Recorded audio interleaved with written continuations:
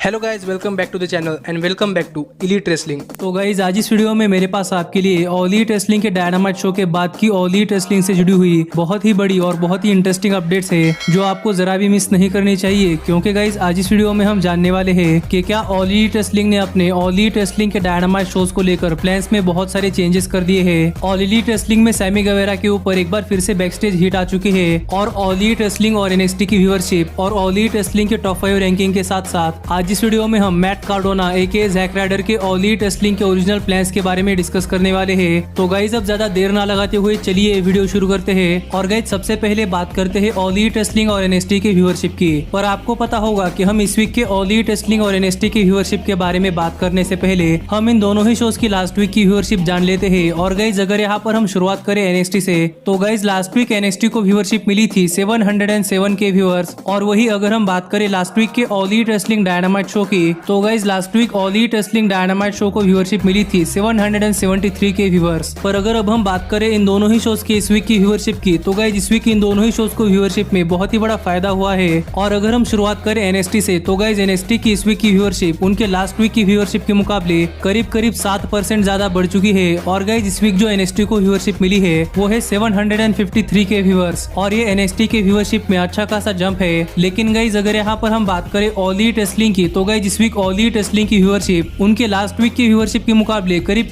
15% ज्यादा बढ़ चुकी है। और गाइज इस वीक जो ऑल एलीट रेसलिंग को व्यूअरशिप मिली है वो है 901 के व्यूअर्स। और ये तो ऑल एलीट रेसलिंग की व्यूअरशिप में काफी तगड़ा जंप है, क्योंकि गाइज ऑल एलीट रेसलिंग के रेवोल्यूशन के बाद के डायनामाइट शो से ऑल एलीट रेसलिंग की व्यूअरशिप कभी भी 9 लाख के पार नहीं गई थी। पर फाइनली इतनी देर के बाद ऑल एलीट रेसलिंग की व्यूअरशिप 9 लाख के पार पहुंच चुकी है, जिससे कि ऑल एलीट रेसलिंग तो काफी ज्यादा खुश होगी। पर गाइज अगर यहाँ पर हम बात करें 18 to 49 एज डेमोग्राफिक की, तो गाइज 18 to 49 एज डेमोग्राफिक में WWE NXT का शो 27th रैंक पर आया था और ऑल एलीट रेसलिंग का डायनामाइट शो रैंक 5th पर आया था। तो यहाँ तो ऑल एलीट रेसलिंग अभी तक NXT से अनडिफीटेड है। पर गाइज इस वीक इन दोनों ही शोज की व्यूअरशिप में अच्छा खासा जंप देखकर मुझे तो बहुत ही ज्यादा खुशी हुई है, क्योंकि गाइज मैं भी चाहता हूँ कि रेसलिंग में नए नए फैंस जुड़े। लेकिन गाइज अब हम आगे बढ़ते हैं और बात करते हैं हमारे अगले अपडेट की। और गाइज जानते हैं ऑल एलीट रेसलिंग की इस वीक की टॉप 5 रैंकिंग्स। तो गाइज हर वीक की तरह ही इस वीक भी ऑल एलीट रेसलिंग ने अपने टॉप 5 रैंकिंग्स निकाले हैं। और यही अगर हम शुरुआत करें ऑल एलीट रेसलिंग के विमेंस डिवीजन से, तो गाइज ऑल एलीट रेसलिंग की विमेंस डिवीजन के टॉप 5 रैंकिंग में नंबर 5 पर आती है डॉक्टर ब्रिट बेकर, नंबर 4 पर आती है एबेडॉन, नंबर 3 पर आती है पेनेलोपी फ्रॉड, नंबर 2 पर आती है बिग स्वॉल और गाइज नंबर 1 पर आती है नायला रोज। और स्टिल है हमारी all elite wrestling women's world heavyweight champion Hikaru Shida.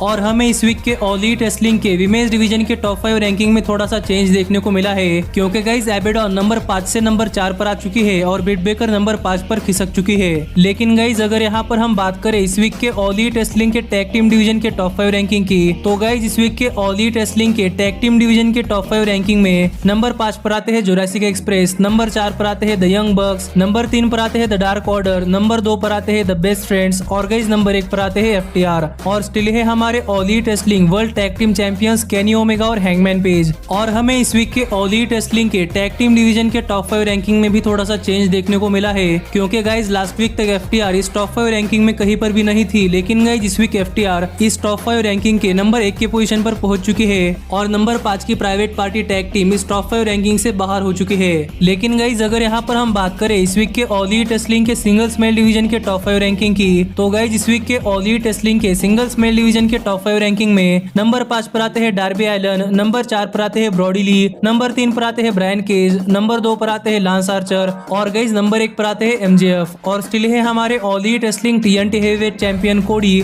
और all elite wrestling world heavyweight champion John Moxley. और इस वीक हमें ऑल एलीट रेसलिंग के सिंगल्स मेल डिवीजन के टॉप 5 रैंकिंग में कोई भी चेंज नहीं देखने को मिला। तो गाइज अब हम आगे बढ़ते हैं और बात करते हैं हमारे अगले अपडेट की। और गाइज जानते हैं कि क्यों एक बार फिर से ऑल एलीट रेसलिंग के बैक स्टेज में सैमी गवेरा के ऊपर हीट है। तो गाइज अगर आपने हमारा कल का ऑल एलीट रेसलिंग का डायनामाइट शो का रिव्यू वीडियो देखा होगा, तो गाइज आपको पता होगा कि कल ऑल एलीट रेसलिंग डायनामाइट पर मैट हार्डी के प्रोमो सेगमेंट में सैमी गवेरा ने मैट हार्डी के ऊपर अटैक कर दिया था।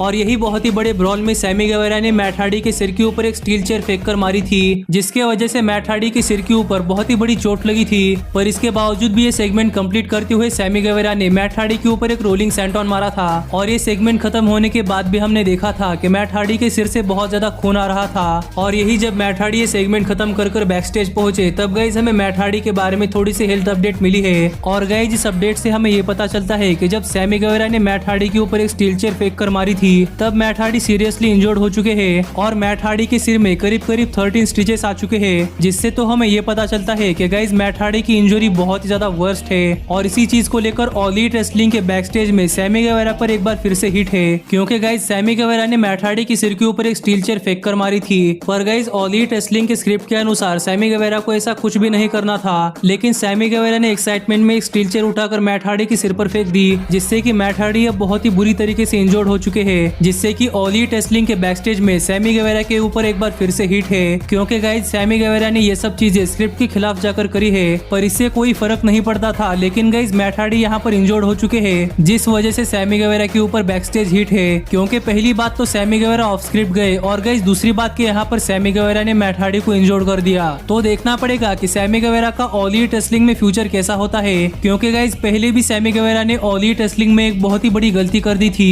कि उन्होंने WWE के साशा बैंक्स के खिलाफ कुछ बैड वर्ड इस्तेमाल किए थे, जिससे कि वो ऑल एलीट रेसलिंग में 1 महीने के लिए सस्पेंड भी हो चुके हैं। और अब तो मैट हार्डी खुद चाहते थे कि वो सैमी गेवेरा के साथ मिलकर काम करे, लेकिन गाइज सैमी गेवेरा की वजह से मैट हार्डी ही इंजर्ड हो चुके हैं। तो देखना पड़ेगा कि सैमी गेवेरा का ऑल एलीट रेसलिंग में फ्यूचर कैसा होता है। लेकिन गाइज अब हम आगे बढ़ते हैं और बात करते हैं हमारी अगली अपडेट की, और गाइज जानते हैं मैट कार्डोना के ऑल एलीट रेसलिंग के ओरिजिनल प्लान्स। तो गाइज आपको तो पता ही होगा कि मैट कार्डोना ने ऑल एलीट रेसलिंग पर अपना डेब्यू कर पूरे के पूरे रेसलिंग वर्ल्ड को हिला दिया था। लेकिन गाइज यहाँ पर मैट कार्डोना ने ऑल एलीट रेसलिंग के साथ सिर्फ 5 अपीयरेंस की डील साइन की है। पर यही अपने लेटेस्ट इंटरव्यू में बात करते हुए मैट कार्डोना ने कहा कि गाइज जब मैट कार्डोना WWE से रिलीज हो चुके थे तब मैट कार्डोना ने ऑल एलीट रेसलिंग में आने के बारे में सोचा था, और ऑल एलीट रेसलिंग ने भी मैट कार्डोना को अपने कंपनी में साइन किया। लेकिन फिलहाल की मैट कार्डोना की ऑल एलीट रेसलिंग के साथ डील काफी छोटी है, पर फिर भी Matt Cardona all elite wrestling में बहुत सारे ड्रीम्स लेकर आए हैं। और यहाँ पर मैट कार्डोना चाहते हैं कि वो ऑल एलीट रेसलिंग के साथ फुल टाइम कॉन्ट्रैक्ट साइन करे और ऑल एलीट रेसलिंग में अपने रेसलिंग करियर को पूरी तरीके से एंजॉय करे और AEW की चैंपियनशिप्स भी होल्ड करे। और इससे तो हमें ये पता चलता है कि Matt Cardona all elite wrestling में बहुत सारी चीजें अचीव करना चाहते हैं, जिसके लिए मैट कार्डोना को ऑल एलीट रेसलिंग के साथ एक फुल टाइम कॉन्ट्रैक्ट साइन करना पड़ेगा। पर फिलहाल तो Matt Cardona all elite wrestling में सिर्फ 5 अपीयरेंस के लिए आने वाले हैं, जिनमें से मैट कार्डोना के ऑल एलीट रेसलिंग डायनामाइट पर 2 अपीयरेंस तो हो चुके हैं, और मैं होप करता हूँ कि अगले 3 अपीयरेंस तक Matt Cardona all elite wrestling के लिए एक बड़ा ड्रॉ साबित हो। क्योंकि अगर ऐसा होता है तो ही all elite wrestling Matt Cardona को ऑल एलीट रेसलिंग में एक फुल टाइम कॉन्ट्रैक्ट ऑफर करने वाली है, जिसके बाद तो हमें मैट कार्डोना के ऑल एलीट रेसलिंग पर बहुत ही बढ़िया मैचेस देखने को मिलने वाले हैं। और मैं तो ये भी देखना चाहता हूँ कि क्या Matt Cardona all elite wrestling में सक्सेस हासिल कर सकते हैं या नहीं। लेकिन गाइज अब हम आगे बढ़ते हैं और बात करते हैं हमारी अगली अपडेट की, और गाइज जानते हैं कि अपने all elite wrestling dynamite show को लेकर ऑल एलीट रेसलिंग ने कौन से बड़े चेंजेस कर दिए हैं और वो भी क्यों। तो गाइज आपको तो पता ही होगा कि ऑल एलीट रेसलिंग का डायनामाइट शो हर वेडनेसडे को आता है, लेकिन यूएस और इंडिया में टाइम डिफरेंस होने की वजह से हमें ये शो थर्सडे को सुबह देखने को मिलता है। पर गाइज हाल फिलहाल में ऑल एलीट रेसलिंग ने अपने ऑल एलीट रेसलिंग के डायनामाइट शोज के टेपिंग को लेकर बहुत सारे और बहुत ही बड़े चेंजेस कर दिए हैं। और गाइज हमें जो अगस्त 19 को ऑल एलीट रेसलिंग का डायनामाइट एपिसोड देखने को मिलने वाला था, वो अब हमें अगस्त 22 को देखने को मिलने वाला है। यानी कि इंडिया में जो ऑल एलीट रेसलिंग का अगस्त 20 को एपिसोड देखने को मिलने वाला था, वो अब हमें अगस्त 23 को देखने को मिलने वाला है, और वो भी सुबह 5:30 बजे नहीं बल्कि रात के 3 बजे। और ऑल एलीट रेसलिंग का अगस्त 26 को जो डायनामाइट एपिसोड होने वाला था, वो अब हमें अगस्त 27 को देखने को मिलने वाला है। यानी कि इंडिया के टाइम के हिसाब से अगस्त 27 का एपिसोड अगस्त 28 को देखने को मिलने वाला है, और ये शो टाइम टू टाइम सुबह 5:30 बजे होने वाला है। और सितंबर 16 को होने वाला ऑल एलीट रेसलिंग का डायनामाइट एपिसोड हमें सितंबर 17 को देखने को मिलने वाला है, और इंडिया के हिसाब से सितंबर 17 को होने वाला ऑल एलीट रेसलिंग का डायनामाइट एपिसोड हमें सितंबर 18 को देखने को मिलने वाला है। और ये शो भी रेगुलर टाइम को सुबह 5:30 बजे होगा। और अपने आने वाले ऑल एलीट रेसलिंग के 3 एपिसोड के लिए ऑल एलीट रेसलिंग ने इतने सारे चेंजेस कर दिए हैं, जिससे कि ऑल एलीट रेसलिंग का पूरे के पूरे 1 महीने का शेड्यूल बिगड़ चुका है। पर गाइज ऑल एलीट रेसलिंग के डायनामाइट शोज रीशेड्यूल करने के पीछे की वजह भी सामने आ चुकी है, और ऑल एलीट रेसलिंग ने अपने डायनामाइट शोज की डेट इसलिए चेंज कर दी है क्योंकि गाइज यूएस में NBA बास्केटबॉल का सीजन दोबारा से शुरू होने जा रहा है, जो कि इस पैंडेमिक वाली सिचुएशन की वजह से रोकना पड़ा था। और अगर पैंडेमिक के चलते NBA का ये सीजन नहीं रोकना पड़ता तो गाइज हमें इन डेट्स के all elite wrestling dynamite shows regular shows की तरह ही देखने को मिलते।